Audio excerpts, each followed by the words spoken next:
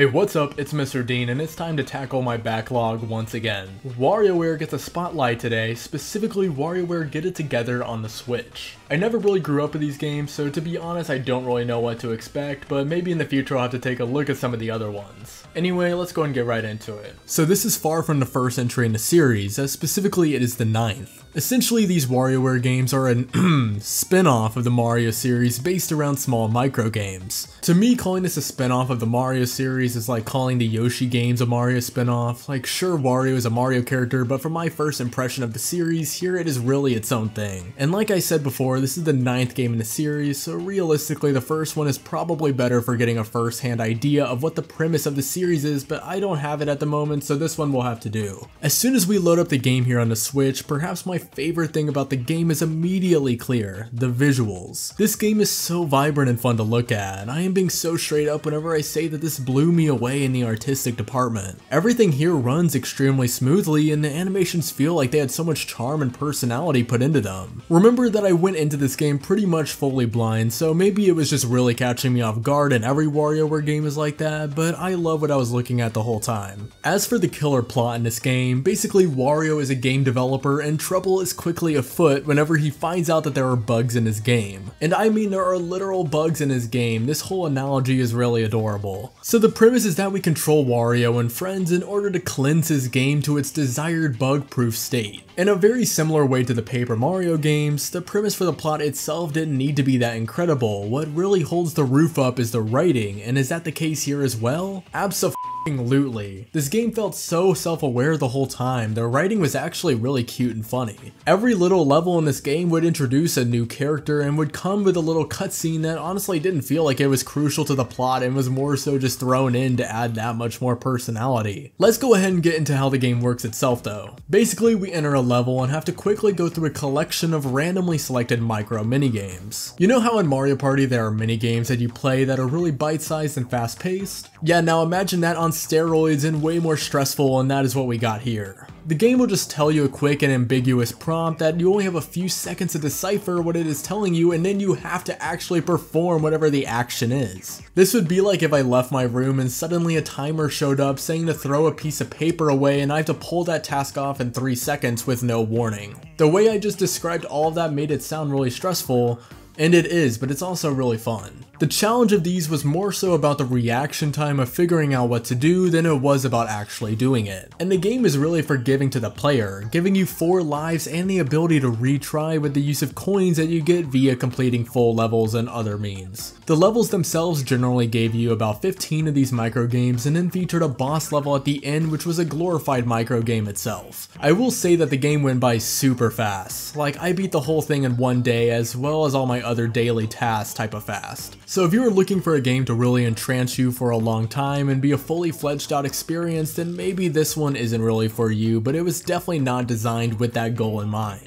Basically, every level in the story also introduced a brand new character in the game, each with their own cute little lore as well. Granted, the storylines for the characters weren't super elaborated on beyond like one cutscene and a paragraph, but they intrigued me enough to actually want to learn more about them. And besides, the cutscenes actually felt well animated to the point of me wanting to watch more of them in a TV show format. The characters also have slightly varying movesets as well. All the microgames were designed in a way where any character could complete any given one, so it really comes down to preference, since beyond the first few levels you select which characters you want to use. And I mean, all of that really is the gist of the main story mode at play here. I do have a couple little critiques for the way the game is structured here, since I always need to put my 2 cents here in these videos that no one gives a shit about, but I will do it anyway. I mentioned the game being forgiving, and yeah, sometimes it felt so forgiving to the point that I never took anything seriously. Even if you fail a level, the game will send you to the next one with 1 less life, which wouldn't be a big deal if it didn't allow you to continue with the use of 100 coins after you lose all your lives. Each level you complete nets you 1000 coins, which makes a decision to spend coins to keep playing feel like a no-brainer. If they were gonna go down the whole continue with coins approach, I think it should have been much more expensive and only refill 1 or 2 lives instead of all 4. Because the game was designed this way, it made it lose a lot of its stressful nature as soon as I realized I could just do this. Don't get me wrong, it still was a lot of fun thanks to the unique rapid fire nature and lovely visuals, but I definitely felt like it bogged down the experience a little bit. And also, the game introduced characters into story modes so quickly that it was kind of hard to really remember what each one did at a moment's notice. That, and I forgot half of their names by the end. Now, I could go over every single character in the game, but all of their control styles were honestly so similar that it would probably get kind of boring and monotonous to talk about. I will go over the honorable mentions, which were either really fun or really annoying to control in particular. 9volt is this huge Nintendo fan who supposedly has some crazy yo-yo skills. Well, we can use those skills in order to shoot his yo-yo upward in order to latch onto ring-like objects that are required in order to properly move around. I hated using this guy for that reason, since controlling it was a complete eye roll. Orbulon is an alien who can suck things up, and I kinda thought controlling him was fun. Surprisingly, one character I actually kind of liked controlling is 5volt, who unlike 9volt you actually felt like you had to employ some fun strategy here. Basically, she can teleport anywhere and can emit a shockwave that can destroy stuff.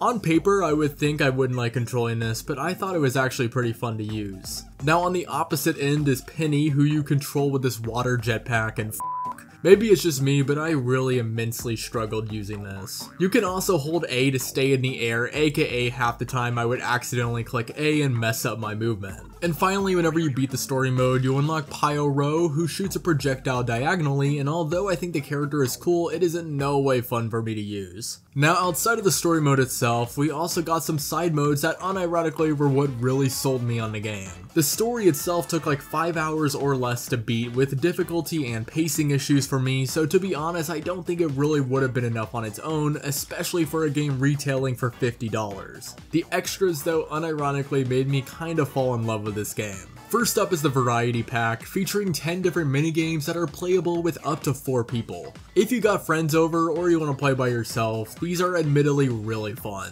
First up in these minigames is Gotta Bounce, with the very simple objective of keeping the ball up in the air. If you are playing with other people, the ball will change color in order to indicate which person needs to hit it next, which having a cooperative minigame here is really cool. I wouldn't call this one a favorite or anything, but going for a high score with the different characters definitely has the potential to be somewhat addicting. The thing with any of these minigames that definitely applies here is that the added depth of having a ton of characters with slightly varying movesets allows you to artificially change the difficulty and test your abilities. You may have one minigame mastered with one character but suck with another, so when playing with friends that could be a form of handicapping yourself. Also in Gotta Bounce, the further you go, various obstacles will appear in order to add variety to the gameplay. One minute it may start thunderstorming, heavy wind may appear, or a snowstorm could just come on out of nowhere. Anyway, next is Daily Grind, where you are on a 2D platformer and the goal is to collect contracts, and to be honest, I didn't really get this one. Me and my friend tested it and got bored after the 6th stage, so it's here and I'm sure other people may really enjoy it, it just wasn't really my thing. In Friendless Battle, you fight against other characters as long as you can before your health runs out, and this one was as great as it sounds. You can only play this one solo, but honestly it still was really fun just fighting clones of the other characters at a rapid fire pace. Probably my favorite minigame out of everything was High Five, which takes the concept of volleyball where you need to keep the ball from hitting the floor on your side of the arena. Occasionally special events will happen and the ball has a timer on it that the players have to keep in mind. For playing with someone else, this one was a ton of fun. Up next is Duelius Maximus, and this one didn't really do anything for me. You just continuously compete in microgames on 2 different screens, and if you lose a microgame then you lose a star. That's it. The game right after, called Rising Star, isn't much better since you just get a star for winning a game and lose a star for losing, and once again it's just based on who completes more of the microgames. After that we get into Balloon Bang, which was another really good one. You take turns playing a microgame, but the catch is that the player who isn't playing the microgame is trying to pop the balloon above the monitor. However, whenever the player who was playing the game completes it, they switch, and whoever is in the game whenever the balloon pops loses. This ends up being like a game of hot potato, and it got really intense during recording. Sly Angle is also pretty solid, where you play a micro game and if you win you get to place a flag and eventually you form triangles, and at the end whoever has the most territory wins. Pucker Up was really fun since you try to get the puck through the goal, and if you win, you get to play whatever microgame was being displayed in order to get a point. However, if you fail, then your opponent gets a point, so there is some strategy that goes into whether you want to take on the microgame or not. And what's really cool is that while your opponent is playing, you hit their little monitor all over the place and you get to distort their game to make it a lot harder on them. Finally, Frenemy Frenzy is just like the friendless battle, except it is multiple live people against one another.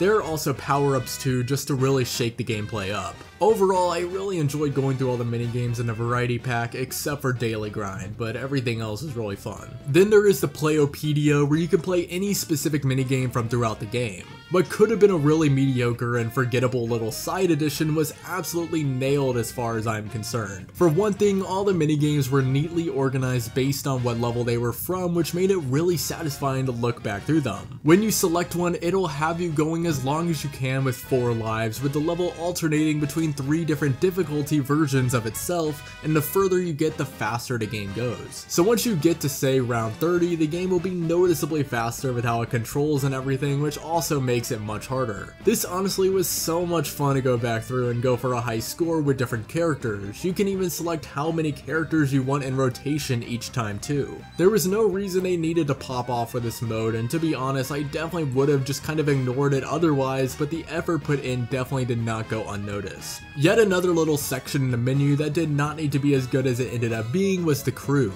Here you can view the stats for each of the characters, which yeah, that's cool or whatever. What really stole the show for me here is the Prezi area. Basically, you can spend the coins that you get throughout the game on Prezis, which you can then give to each character to level them up. Leveling the characters up really just serves for cosmetic upgrades, which is perfectly fine and what I would have wanted it to be. So here you can get various wallpaper designs of each character and unlock colors that you can then customize their appearance with. I also like the touch of how whenever they level up, they gain a new job title, which is a really cute addition. Back to the Prezis, they can be obtained through a daily shop that shifts, almost akin to something like the Fortnite item shop. I can't believe I just compared WarioWare to Fortnite. You can also buy little loot crate looking things with coins, which then give you Prezis randomly, and they also come in different rarities that affect how strong their effects on the characters are. And as if this feature wasn't already needlessly complex enough, each character responds different to each Prezi, so one Prezi may be really effective with one character and not effective with another. If I actually had the time, I could totally see myself going for high scores on the previously mentioned modes and working towards unlocking more stuff for my characters. Another way to get coins is through the missions, which of course there are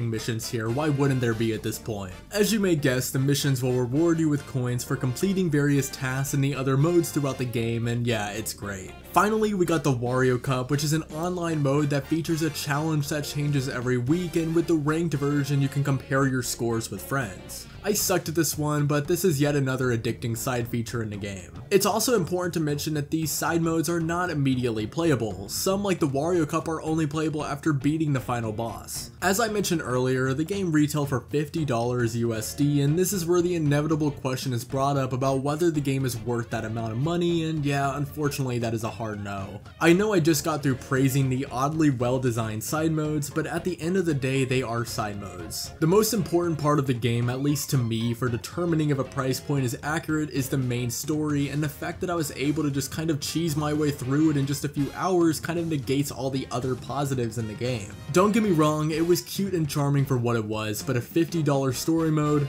No.